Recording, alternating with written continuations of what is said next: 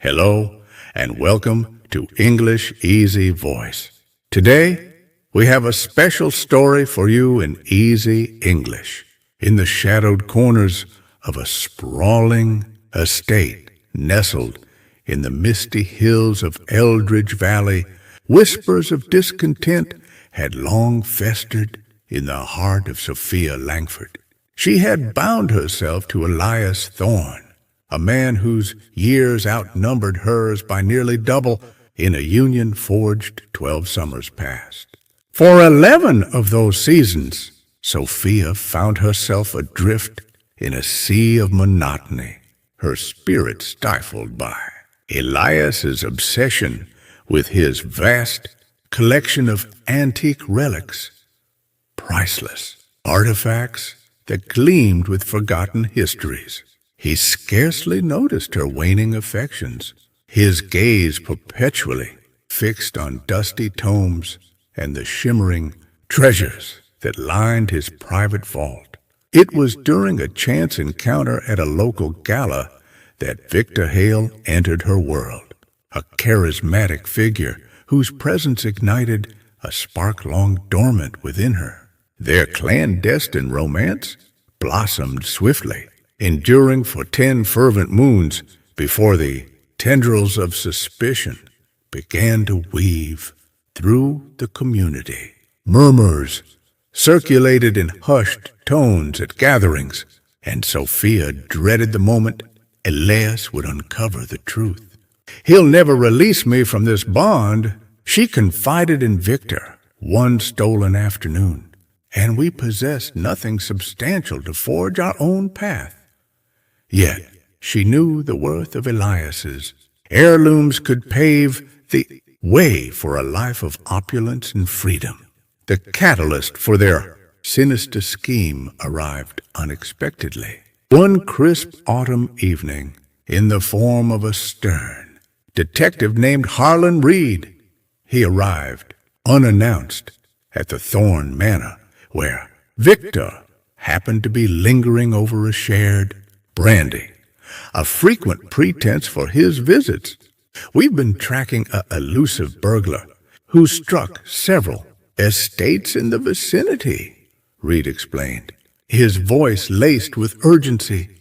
"He's cunning, armed with a concealed pistol, and we suspect he's responsible for at least one fatal encounter. Your residence stands isolated here, with Mr. Hale as your sole nearby acquaintance, and those artifacts of yours are a tempting prize." Elias leaned forward, intrigued yet dismissive. "What exactly are you implying, Detective?" Reed's eyes narrowed. "Simply this. Prudence demands vigilance. Why not secure your valuables in a vault downtown until we apprehend this menace?" "It's the wise course." Elias rebuffed the suggestion with a wave. "I prefer to keep them under my own watchful eye." As Reed departed, Victor chuckled lightly. "He spared me the lecture. My humble abode holds no such allure. But should that intruder dare approach, he'll regret it. I've got a revolver hidden away, and I'd wield it without hesitation." Victor's imposing stature and rugged charm stirred something deep in Sophia.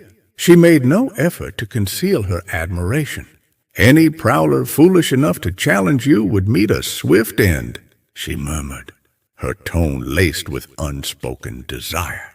Days later, the detective's words lingered like a fog, inspiring a twisted plot in Sophia and Victor's minds.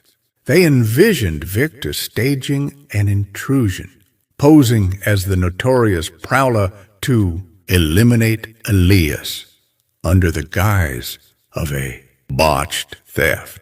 The artifacts would vanish temporarily, only to resurface once suspicions faded, funding their escape to distant shores, perhaps the sun-drenched coasts of Portugal, a dream Sophia had nurtured in secret.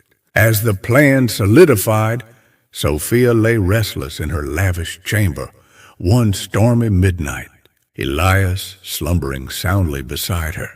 The clock ticked toward the witching hour, her pulse racing with anticipation. Only moments remained until Victor's orchestrated entry. She had left a side entrance unlatched, the perfect breach point. The minutes stretched eternally, each second amplifying her nerves.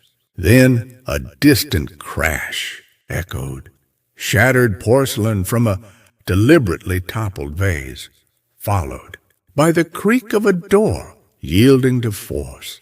Elias stirred faintly, but remained oblivious.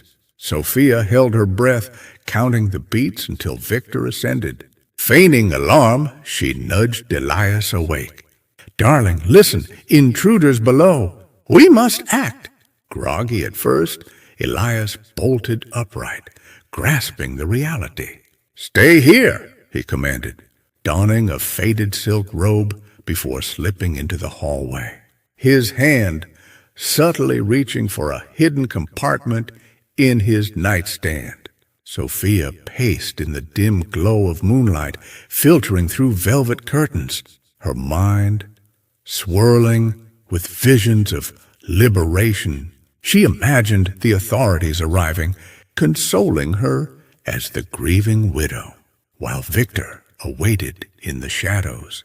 In mere weeks, they could unite openly, embarking on adventures across exotic lands, their future unburdened. But as silence enveloped the manor once more, broken only by a muffled scuffle from the lower floors, dread crept in. A sharp report, a firearm's discharge, pierced the night, followed by a thunderous thud and retreating echoes fading into the wilderness. Trembling, Sophia ventured to the corridor, her bare feet silent on the polished oak. Descending the grand staircase, she froze at the sight. Victor sprawled lifeless amid a pool of crimson, his eyes vacant, a pilfered satchel of artifacts scattered nearby.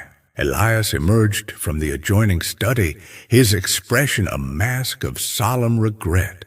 He must have tailed the intruder, trying to intervene, he said softly, guiding her away. Poor soul, gone in an instant.